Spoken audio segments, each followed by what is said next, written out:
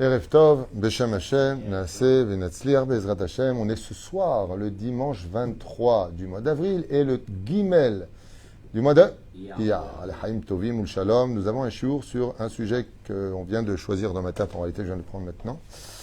Bezrat Hashem, Idbarach, pour notre liste. Attendez juste un instant que je dis pas de bêtises. Ça a été fait, ça a été fait, ça a été fait. 2 secondes de la Cassigilanos. Shiur par Audrey Assouline pour l'anniversaire de sa sœur, Joy Simcha Bat Saada, qu'elle trouve un vrai zivoug, Bezrat Hashem, avec un bon mazal, réussite, santé, bonheur jusqu'à 120 ans. Bracha, Revacha, Ve'atzlacha. Je m'excuse de faire ce shiur certainement un peu en retard, mais toute l'année, ça reste quand même l'anniversaire jusqu'au prochain rendez-vous. En lui souhaitant vraiment tous les bonheurs du monde. On pensera à une refouach lema pour tous les malades d'Israël, une shmat comité Israël. Une grande réussite pour Audrey Assouline, pour sa famille, son mari, sa descendance, Bezrat Hashem, et donc un bon zivoug. Il y a 2 garçons en face de moi qui veulent se marier d'ailleurs. Un de 34 ans et un de 25. 2 beaux gosses, bonne situation, blindés, tunisiens. Non, t'as pas tunisien, toi? Marocain. T'es marocain? C'est pas grave. Ça arrive. Vous avez un marocain et un tunisien là sur ma droite. Beaux gosses, je ne vais pas tourner la caméra. Moi, je suis marié. Toi, t'es marié. Alors lui, il est spécial. Lui, il est divorcé. Il s'aimerait quand même faire. Il sait pas ce qu'il fait. Bezrat Hashem, choix de Nechamot. Alors, le sujet que nous allons développer, Bezrat Hashem, pendant une vingtaine de minutes, est un sujet qui est Berumo Shel Olam, qui est considéré comme étant le sujet principal, pour lequel les Tsarenu Arav, malheureusement, nous n'avons pas assez de patience, dû à trop d'émotions, trop de colère, trop d'amalgame, trop de fatigue, et surtout trop d'injustice. Il faut savoir que de nos jours, on vit à l'échelle individuelle énormément d'injustices, puisque on peut même trouver de façon assez fréquente aujourd'hui des gens qui rendent le mal pour le bien qu'on leur a fait et des gens qui rendent du bien pour le mal qu'on leur a fait. Par exemple, dans l'instant T, vous avez des fois un exemple stam, quoi. Je veux dire une maman qui est divorcée de son mari, par exemple, ok, et le père va être constamment absent, rien pour les enfants, ni la bar mitzvah, ni les anniversaires, rien, il n'est pas là. Et puis de l'autre côté, tu as la mère, pareil, une pure égocentrique qui pense qu'à elle et qui se sert et qui met le balagan. Et celui donc qui va être le parent monoparental pour l'éducation, qui va être là pour tout le monde, eh bien, il suffira que l'autre parent fasse pssst, puis t'as l'enfant qui court, il n'y a pas comme mon père, il n'y a pas comme ma mère, sous les dépens. Et c'est une grande injustice. Pour les enfants, c'est un besoin de ressentir qu'ils sont encore une famille malgré la séparation. Et pour celui qui subit, c'est énorme. Comme par exemple un ouvrier qui va faire gagner beaucoup d'argent à son patron. Dans l'instant T, il attendrait une prime, quelque chose. Tu sais quoi, garde ton argent, mais au moins un compliment. Je suis fier de toi. Écoute, la vérité, dès qu'on arrive à un certain degré, je te monte de niveau, je t'augmente ta paye. On attend de nous quelque chose. On attend de notre existence quelque chose et on subit énormément de préjudice moral, d'injustice. On en a marre. On en a marre de ce côté, que ce soit dans les bêtes à Knessiot, le mec, tu lui donnes tout, d'un coup, il change de synagogue. Sans te dire au revoir, quelque chose, synagogue, c'est normal, je suis le premier à le dire. Si vous n'avez plus rien à prendre de moi ici, allez ailleurs. Le but, c'est pas d'avoir une paroisse avec un curé à sa tête. Le but, c'est de faire grandir le peuple d'Israël, à devenir tous des Talmidei Chachamim. Donc, à partir du moment où tu n'as plus rien à enseigner, moi-même, je le dis, allez voir ailleurs. À partir du moment où c'est comme ça. Mais par contre, si on a été capable d'attendre l'autorisation de parents pour partir, il faut aussi prendre l'autorisation du Rav pour partir. Il y a des moments où on ne peut pas être tout le temps des paillassons. Je ne parle pas de moi, je parle de tous les rabbinim qui subissent ce genre d'humiliation. Je trouve même pas ça de l'humiliation, je trouve que c'est du manque de savoir-vivre, quoi. Je veux dire, c'est un minimum dans la vie. C'est-à-dire, et la reine, qu'est-ce que cela va provoquer? Eh bien, des guerres. On ne se parle plus, on n'est plus unis, et on crée des failles, et par la suite, ça crée du lachon hara qui descend au niveau du moti shemra, qui descend au niveau de la haine, et pire que la haine, l'indifférence. Comme ça expliquait le Rav Kook, qu'est-ce qu'il y a de pire que la haine? L'indifférence.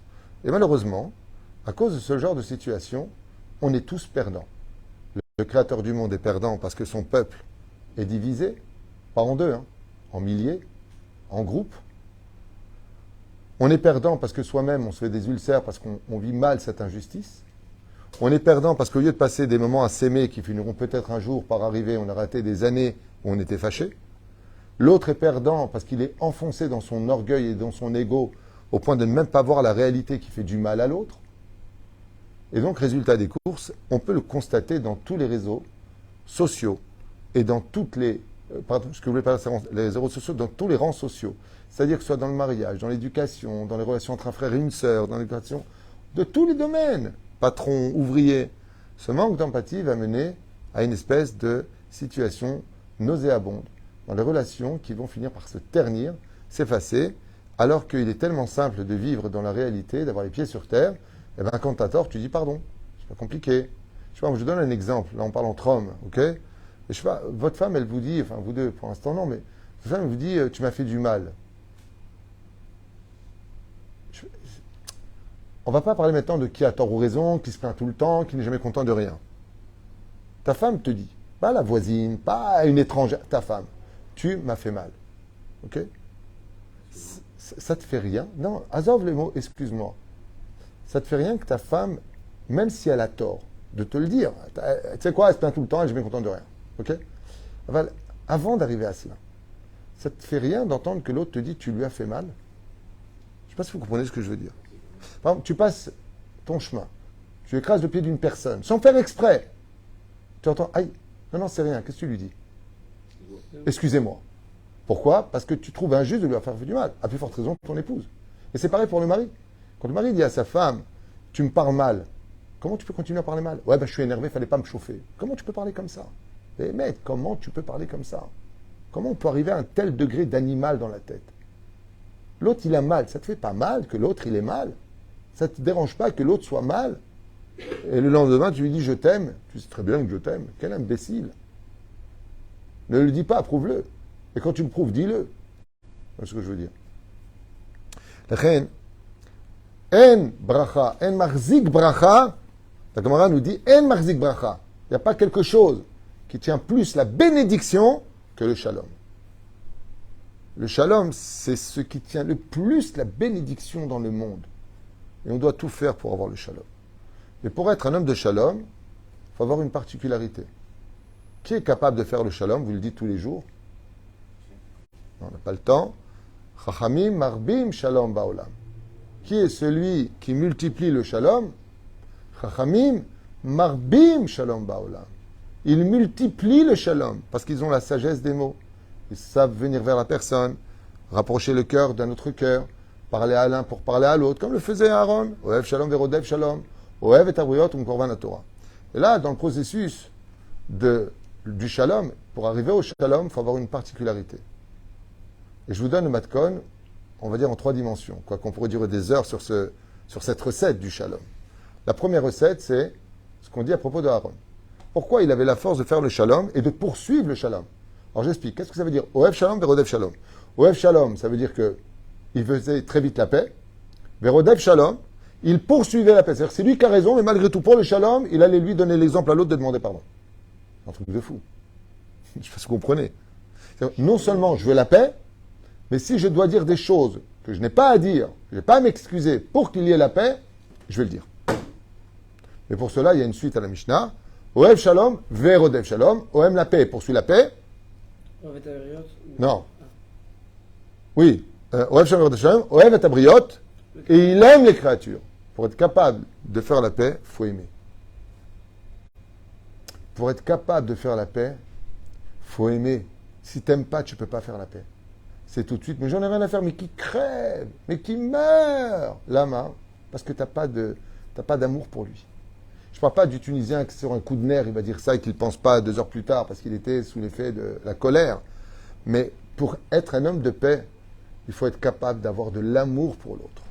D'avoir de l'amour pour l'autre. Oev shalom verodev shalom. Oev et abriot. Oev otam. Korvan la Torah. Et tu le rapproches de la Torah.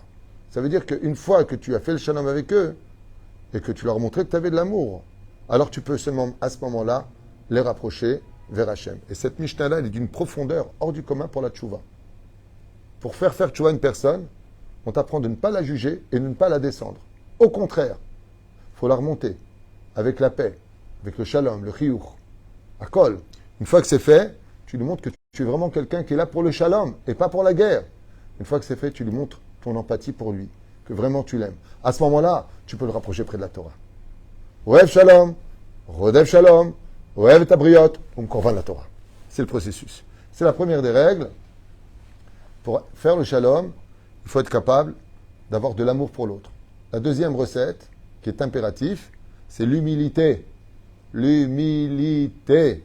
seul celui qui est humble est capable réellement de faire la paix.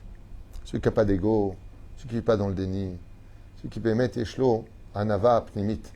Il dit, bon, c'est quoi le truc? C'est ça à faire? Mani, mahayai. Regardez qu'est-ce qu'on dit dans la Mida. Moi le livre. Regardez ce qu'on lit. Regardez, juste ce qu'on lit. Hein. Pourquoi je vous ai parlé de l'humilité? Parce qu'à la fin de chaque Amida, chaque juif et chaque juive, tous les jours, nous allons dire, juste un instant de sadique, écoute bien la phrase, parce que cette phrase-là, c'est la plus dure à réaliser de toute la Torah, à mon avis. Voilà. Elohai, mon Dieu, Netzor Leshonimera, retiens ma langue de toute parole mauvaise. Usvatam Idaber Mirma, et mes lèvres de dire des choses fourbes. Belim Kalelai, Nafshitidom. Et celui qui m'insulte, celui qui ne m'a pas dit bonjour, celui qui me dit du mal, celui qui fait Nafshitidom, que je ne dise rien sur lui. Mais Nafshi ke afar la kol tiye. Waouh! Venafshi ke afar la kol tiye. Et que je sois comme de la poussière face à toute chose et tout événement. Sans un avat, tu ne peux pas faire le shalom.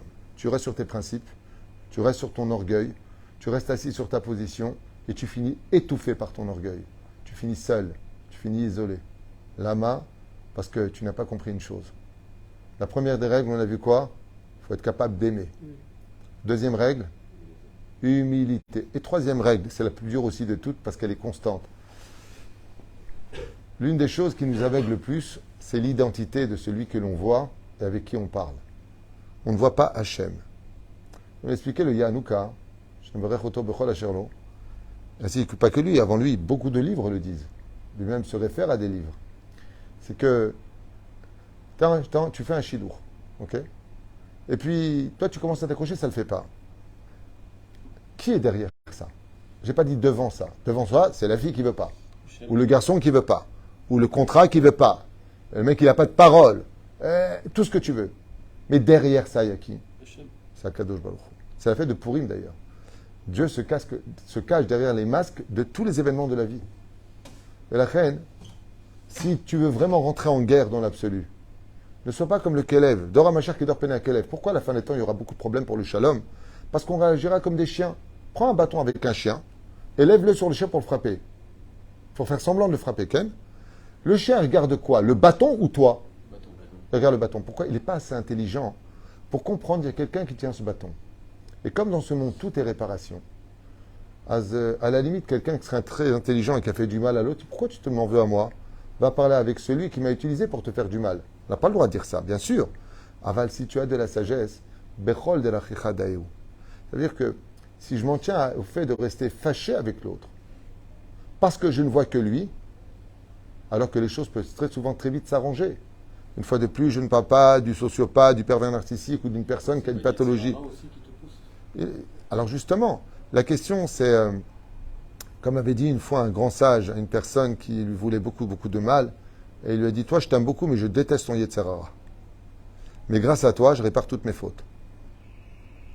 Et à la fin, il lui a dit, je crois que c'est un rave tunisien qui lui avait sorti cette phrase, il lui a dit, de toute façon, moi, à 120 ans, si je meurs, et que je dois descendre au Gehinam, pour X raison, j'irai que je t'ai fréquenté, Dieu me laissera rentrer au Gan Eden.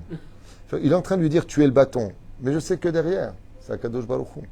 Et donc, si tu pars sur ces trois principes, pour le shalom, de Behemet, Oev Shalom, Verodev Shalom, d'aimer toute personne, Ve'afta l'ereacha kamocha, d'avoir cette mitzvah en toi. La deuxième chose, d'être vraiment anav. Et la troisième chose, avec l'aide d'Hachem, d'être capable que de voir là, tu fais des réparations. Tout à l'heure, j'étais en train de parler avec une personne élogieuse, vraiment une personne magnifique. Et j'étais en train de dire à ce personnage que quand on subit, parce qu'il y a beaucoup de problèmes, mais cette personne m'a expliqué qu'elle a beaucoup de problèmes de shalom avec la famille, avec certaines personnes autour de lui, et que cette personne souffrait beaucoup de cela. Et je lui ai dit, tu sais, des fois on se demande pourquoi on subit des injustices. Toi, tu vas tout faire pour l'autre, et lui, au lieu de te dire merci, il te dit je t'ai rien demandé. Ça fait mal. C'est pas joli, c'est ingrat. Je dis, mais est-ce que tu as toujours été dans la Torah? Et la personne me dit, ah non, pas du tout, j'ai fait tchouva beaucoup plus tard. Je lui dis, et quand tu étais jeune, et que Dieu t'avait tout donné, est-ce que tu lui disais merci? Est-ce que tu faisais Shabbat? Est-ce que tu le remerciais pour cela? Et la personne me dit, non, pas du tout, j'étais très loin. Je dis, alors sache qu'aujourd'hui, tu es en train de payer les fautes du passé. Tout comme tu as ignoré Dieu alors que Dieu t'a tout donné, toi tu as tout donné à Kadosh Baruch Hu.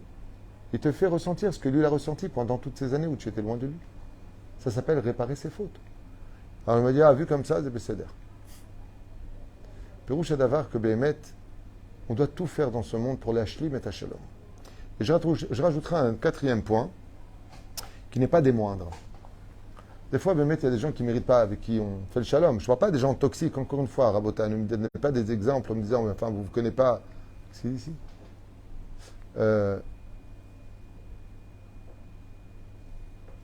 Mais est-ce qu'il faut régler quand même le problème? Oui, bien sûr. Il y a Vadaï que quand il y a un problème, il faut régler le problème. Il y a un problème, on ne déplace pas le problème. Mais la question, c'est de savoir est-ce que ça va le régler. Est-ce que ça va le régler? Zot haché l'acte de là. La quatrième chose, donc si on sait que c'est constructif et qu'on veut régler le problème, oui, Vadaï. On peut en parler en disant les trois conditions de la discussion, vous les connaissez. Pour avoir une discussion, j'en ai fait des cours et des cours. Donc je vous donne à toute vitesse. Une discussion, pour qu'elle soit donc menée à bien, il faut trois choses. Dans quelle intention tu viens parler de me faire du mal ou de construire pour le shalom? Deuxième condition, est-ce que c'est le bon moment pour en parler? Et troisième condition, n'oubliez jamais le problème du fond et de la forme. Trouvez les mots qui vont expliquer tes pensées. Ces trois conditions indissociables et surtout primordiales pour réussir à créer une discussion. Si tu viens dans l'intention de me faire du mal, alors ça ne va pas le faire. Si ce n'est pas le bon moment, ça ne va pas le faire. Et si les mots que tu emploies ne sont pas les bons, ça ne va pas le faire. Ces trois conditions-là, quand c'est réciproque des deux côtés, ça mène au shalom sincère et amitié. Et quand on n'y arrive pas, des fois avec la belle-mère, avec le beau-père, des fois les belles-filles sont chutzpanites. On parle souvent des belles-mères. Et je peux vous dire qu'il y a beaucoup de belles-filles qui manquent de beaucoup d'éducation. Vraiment. Il y en a beaucoup, beaucoup aussi. Il ne faut pas l'oublier. Pas tout le temps les belles-mères. Mais il y a aussi beaucoup de belles-mères qui se mènent un peu trop. Aval quoi qu'il advienne, des fois quand on n'a pas la force de le faire pour nous, alors fais-le pour Dieu. Parce que le jour où viendra une guerre de façon fataliste, c'est la guerre de ton jugement. Tu pourras utiliser le joker. Ribono shel olam. Moi sur terre, on m'a cassé les pieds et pour toi j'ai fait le shalom. Il revotera en ton nom à toi. Je me suis rabaissé, j'ai fait le shalom. Quand tu partiras de ce monde, tu pourras l'utiliser en disant Hachem, tu es en guerre contre moi parce que je n'ai pas fait ta volonté alors que moi j'étais en guerre contre des gens et j'ai fait le shalom. Lechen en yoter gadol. Il n'y a pas plus grand dans ce monde que le shalom. Comme je dis même souvent au niveau des couples, si tu n'as pas réussi ton mariage, réussis au moins ton divorce. Mais réussis quelque chose dans ta vie. Une fois, il y a un très grand tzaddik ici, de la ville de Bnei Brak, à l'époque où le rabbi était vivant, à Brooklyn, prend un billet d'avion pour rejoindre le rabbi Lubavitch. Il vient le voir pour lui poser une question en lui disant voilà, je suis venu jusqu'à vous parce que on dit en votre nom que vous dites que pendant Sukkot on ne dort pas dans la Soukha, alors que le Gaon de Vilna, alors que le Shulchan Aruch, alors qu'il lui donne des poskim sans fin. Et le rabbi Lubavitch lui donne une réponse qui doit nous servir d'exemple à tous. Extraordinaire réponse. Il lui a dit, vous avez fait 11 000 kilomètres d'Israël pour une mahloquette. Vous n'avez que ça à faire dans la vie. Et là, il lui donne les références du Al-Murazaken, du Baal Shem Tov. Il donne les références. Manorama Komazé. Kachanachnu Noagim. Il lui a dit, il y a plus grave que ça. C'est d'avoir voyagé pour une mahloquette. Tu as fait tout ce voyage pour une mahloquette. Tu n'es pas venu pour le shalom. Tu n'es pas venu pour me dire bonjour, pour me connaître, que j'apprenne à te connaître, qu'on partage un peu de Torah. Pour la mahloquette, t'es venu. C'est pas que le rabbi avait un problème d'élucider le problème. C'est qu'il est venu pour élucider une mahloquette. Et ça l'a dérangé. Tu viens jusqu'à moi au moins de faire un tel voyage, 11 heures de vol, au moins que ce soit intelligent, que ce soit pour me serrer la main. Et la reine, à propos de cette main-là, vous savez que le mot shalom vient du mot leashlim, qui veut dire compléter. Et vous remarquerez que nous sommes tous différents les uns des autres. On a tous une seule, comment on appelle ça? Empreinte unique au monde, que personne d'autre ne possède. Et Akadosh Baruch Hu veut nous montrer par là que chacun de nous sommes uniques. et que chacun de nous sommes précieux. Qu'on soit grand, petit, beau, moche, riche, pauvre, et peu importe de quelle tendance ou de quel peuple on vient, on a tous une importance à l'existence. Un animal, une fleur, a son importance à l'existence, parce qu'elles ont été créées pour Dieu. Et ce qu'il faut retenir, c'est que malgré les différences qui nous opposent, eh bien, à l'image de la main, vous verrez qu'il n'y a pas un doigt qui a la même hauteur que l'autre. Il n'y en a pas un seul. Un seul. Mais quand on serre la main à l'autre, vous verrez qu'au moment où on serre la main, tous les doigts deviennent égaux. Qu'est-ce qui fait de nous des hommes qui sommes égaux? C'est d'accepter la différence qu'il y a entre nous. Quand on est capable de vivre en paix, on devient tous égaux. Et ça, c'est l'importance des choses que la civilisation aujourd'hui culturelle, mondiale, veut imposer. On doit tous être égaux en dehors du shalom. Pour le shalom, il faut d'abord faire le shalom pour être égaux. Parce que ce qui est en moi ne peut être complet que grâce à toi. Et ce qui est en toi ne peut me compléter que si je suis avec toi. Ensemble, on peut y arriver. Seulement des fois, malheureusement, pour des raisons techniques, stratégiques, il faut des fois faire semblant d'être fâché. Pour donner une leçon à l'autre et lui faire comprendre que, comme Akadosh Baruch Hu était fâché, quand il y a eu la faute du Vaudor, il s'est sorti du camp d'Israël et Kivachol est parti bouder. Alors bouder, ça ne sert à rien quand c'est trop longtemps, mais si c'est pour donner une leçon en disant, écoute, je préfère me taire parce que, non pas parce que je t'ignore, parce que ça va exploser, parce que je n'arrive pas à me calmer par rapport à cela, ça peut être une stratégie. La deuxième stratégie, c'est qu'il y a des gens avec qui le shalom n'est pas possible. Ils vivent dans le déni, il n'y a rien à faire. Aucune discussion n'aboutit. Ce sont des manipulateurs. Ce sont des gens qui n'ont aucune empathie, ils voient tout le temps leur personnalité comme étant la victime et l'autre le bourreau. Ça ne sert à rien de discuter dans ce cas-là, tu perds du temps, de l'énergie, de la parole et du vent. Dans ce cas-là, effectivement, le shalom, c'est de s'éloigner. Comme on l'apprend dans la Mida, pour rentrer et rencontrer Hachem dans la paix, on fait 3 pas en avant, et quand on dit shalom, on fait 3 pas en arrière. Des fois, la Torah vient nous apprendre que le shalom, c'est, écoute, on ne s'entend pas, on ne va pas se critiquer, on ne va pas s'insulter, encore moins se maudire. Chacun chez soi, bon chemin et bon chemin. Jusqu'à ce que Bezrat Hachem il fasse en sorte que vivre dans la paix, ça ne veut pas dire ça veut faire la bise toutes les 2 secondes, et salut comment tu vas, et je m'intéresse à toi. Non. Maïkar, qu'on se dise bonjour, que à Kol Beseder, des fois il y a incompatibilité, en malasot. Il y a des gens, ils sont incompatibles. Il y a des gens, ils sont jaloux, ils ont un œil pourri, ils sont tout le temps en train de critiquer. C'est pas agréable. C'est pas que je ne veux pas vivre en shalom avec toi. C'est que tu es quelqu'un de mauvais. Enfin, tu dois de l'argent. Et tu me fais courir, tu te tapes des vacances, des restaurants, machin, et tu me dois cet argent. Moi aussi, j'ai besoin de cet argent. Ah, ça va, tu me saoules. Ah, ça veut dire que tu me saoules. T'as tzorek. Yesh dvarim chez Behemet. Personne ne peut dire. Tashlim iti, ani ashlim itra. Comme une fois, quelqu'un m'avait volé une somme d'argent, il y a très longtemps de ça, et il m'a dit, je suis venu faire la paix. Je dis, aucun problème. D'abord, tu me rends mon argent, après, on fait la paix. Il me dit, mais c'est pas la paix, ça. J'ai dit, si. Si, ça, c'est la paix. Parce que, qu'est-ce qui nous a fait nous fâcher? Que tu m'aies volé cet argent. Donc, tu veux réparer. C'est ce que tu es venu faire. Quand tu casses un carreau, il faut réparer. Alors, il me dit, bon, ok, alors je vais te rembourser. Je lui dis, mais non, malheureusement, il y a un problème avec ça aujourd'hui. C'est que je t'avais déjà pardonné à l'époque pour pas que tu aies un lit de voleur. Rien, tu me donnes plus d'argent. Plus tard, tu as là. Ah, je t'adore, je ne m'aime pas. Je suis marié, laisse-moi tranquille. Le Rosh Hadavar, on doit tout faire en tout cas. Et je voudrais finir avec une phrase importante, c'est qu'en combien même on n'a pas réussi à aboutir au shalom, le salaire ne sera pas basé sur le fait de réussir ou pas, mais d'avoir tout fait pour y arriver. Faire le pas, de donner l'exemple à l'autre, surtout les guerres aujourd'hui entre les parents, les enfants, mon Dieu ce qui se passe. Mon Dieu ce que j'entends toute la journée, Hashem Ishma Uvirachem. Bon, c'est vrai qu'à mes oreilles, en général, on ne m'appelle pas pour me dire je vais super, j'ai gagné l'auto, j'adore ma femme, les enfants, c'est le blond. Hein. Non, c'est pas pour ça qu'on m'appelle, on m'appelle tout le temps pour ce qui ne va pas. Donc, je ne suis pas vraiment une référence à tout cela. Mais comme la Gemara le dit dans Sota, les enfants se lèveront contre les parents, les belles-filles contre les belles-mères. On vit vraiment des moments de guerre où il y a un manque d'empathie, beaucoup de menaces de la part des enfants sur les parents. Il se passe des choses vraiment très graves, où l'individualisme l'emporte la main haute. Chacun pense qu'à soi. Quitte à ce que ce soit aux dépens des autres.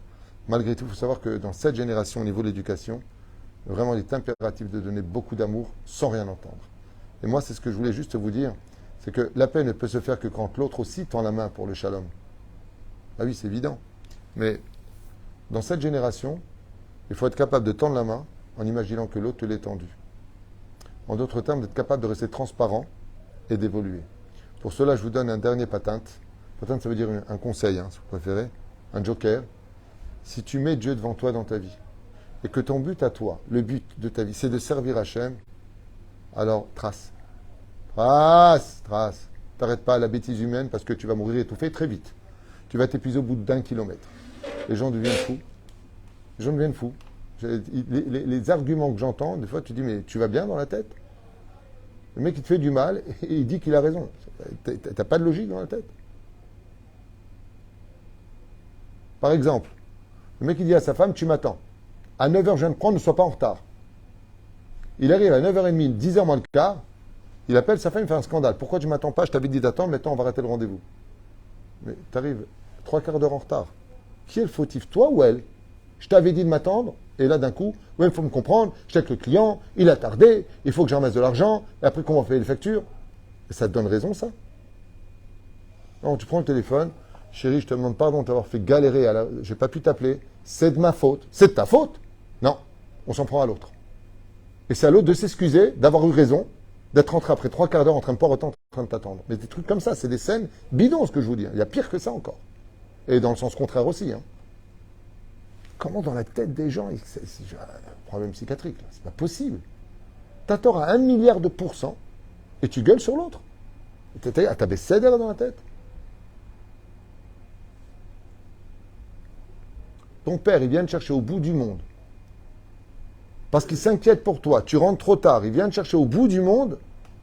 Et tu dis, je t'avais dit, t'as arrêté le RER, machin, un truc. Des histoires qu'on me raconte. Le père, il prend sa voiture, il se tape 12 km pour aller chercher sa fille. Et regarde maintenant, il est tard, regarde ce que tu me fais. Ça va, je t'ai pas demandé de venir me chercher. Excuse-moi de t'aimer, d'avoir peur pour toi. Vous êtes fou, quoi. Un truc comme ça, c'est papa, t'as raison, j'ai pas vu l'heure, excuse-moi. Je t'ai dérangé en plus. Je sais pas, un langage normal. C'est pas à des gens exceptionnels de dire ça, c'est normal. T'as la gamine derrière de 16 ans qui gueule, qui hurle sur son père. Mais c'est pas possible. Je t'ai pas demandé de venir me prendre, je me débrouille, j'ai pas besoin de toi, mais vous êtes fous, quoi. C'est juste de l'amour et de la crainte. C'est dur de compléter le shalom. Alors moi, je vous donne un joker qui vaut vraiment le coup. Dans cette génération, celle qui va dévoiler, si Dieu veut, qui vivra verra le dévoilement du Mashiach. Si vous avez envie d'aider, n'attendez rien en retour.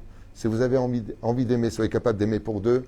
Et si vous avez envie de compléter le shalom, faites à 99% le travail, parce que vu ce qui se passe aujourd'hui autour de nous, vu la débilité de ce que les réseaux sociaux divulguent, vu l'anormalité de la situation, les personnes qui sont restées normales ou attachées à l'ancienne éducation de nos parents risquent de se retrouver très rapidement plongées dans les sables mouvants, à finir étouffées par leur propre sagesse.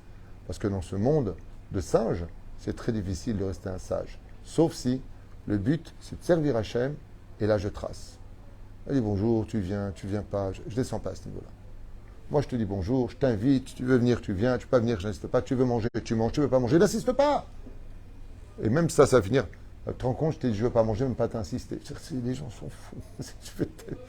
Daïva, maspik. Où sont cette époque de gens normaux qu'on a vécu? Bonjour maman, bonjour papa, qu'est-ce qu'on mange? C'est super bon, merci d'être venu. Trucs normaux, il n'y a plus rien. Shem Rahman Aleinu. Heureux celui qui tiendra dans sa émouna dans cette génération. Et heureux celui qui perpétuera le shalom partout où il va. Parce qu'il n'y a pas une plus grande bracha dans le monde que le shalom. Quelqu'un qui prend un seau où il y a des trous, il peut ramasser autant d'eau qu'il veut dedans. Quand il arrive à destinée, il n'y a plus rien à l'intérieur. Ainsi est la vie de chacun de nous. Omeret Mishnah, Omdim Soufim, Mushtahabim Revachim. Celui qui vit dans son ego, dans la guerre constamment, tout le temps dans la critique, tout le temps il y en a marre, qui va condamner tout le monde, il va faire juste une chose. Omdim Soufim. Tu vas rester seul à avoir raison sur terre, isolé de tous. Par contre, dans l'humilité, Mushtahabim Revachim, tu vas te retrouver dans une ambiance où malgré tout, Bezrat Hashem t'aura laissé un bon nom. Et je vous affirme une chose, combien la gentillesse est prise pour de la faiblesse, je peux vous dire que tous les témoignages que j'ai vus moi-même de ma petite expérience et de ma vie ont montré que les gens qui ont été humbles dans ce monde finissent toujours par écraser tout le monde à la fin. L'humilité, c'est comme la terre. On marche dessus On fait pipi dessus, on crache dessus, mais Bassof, à la fin, c'est elle qui avale tout le monde. Jusqu'à Yeshua Venechamot, un bon mariage, Bezrat Hashem, beaucoup de réussite, et que le plus courageux, le plus fort, soit celui qui a la force de prendre le téléphone et qui dit, regarde, peu importe qui a tort ou raison dans cette histoire, ce qui compte aujourd'hui en l'honneur d'Hachem, pour nos familles, c'est qu'il y ait le shalom. Je voulais simplement te dire que moi, Ishlam Timatzmi, je ne veux plus voir toi, j'ai fait un tikkun, on en reparlera à une occasion, Valchi Bezrat Hashem, shalom, amiti. On a assez d'ennemis pour nous haïr, pour que nous, entre juifs, on perpétue cette haine depuis 2000 ans, qui nous empêche aujourd'hui de vivre une normalité du bonheur qui nous est dit. On est le peuple d'Israël, on a la Torah, on va fêter Yom Ha'atzmaut, on a Baruch Hashem, tout ce qu'il faut pour être heureux. Il y a de l'abondance partout et personne n'est heureux. Tout le monde passe des épreuves. Il n'y a pas d'oseille. C'est très dur. Pourquoi tout ça? Pourquoi? Parce que notre sceau en tant que peuple d'Israël, le Kéli, Kohen Lévi Israël, est rempli de trous qui nous séparent et nous critiquent. Et ça laisse tomber toute l'abondance de la fin des temps dans les mains de nos ennemis. Chaval Meod, que malheureusement on ne soit pas assez vigilant et assez intelligent pour comprendre que dans cette génération, si tu veux y arriver, il faut juste donner l'exemple. Juste donner l'exemple. Parce que sinon, personne ne le fera. Ce sera au plus sage d'agir, parce que les singes resteront perchés sur leur arbre. Baruch Adonai Leolam. Amen. Amen.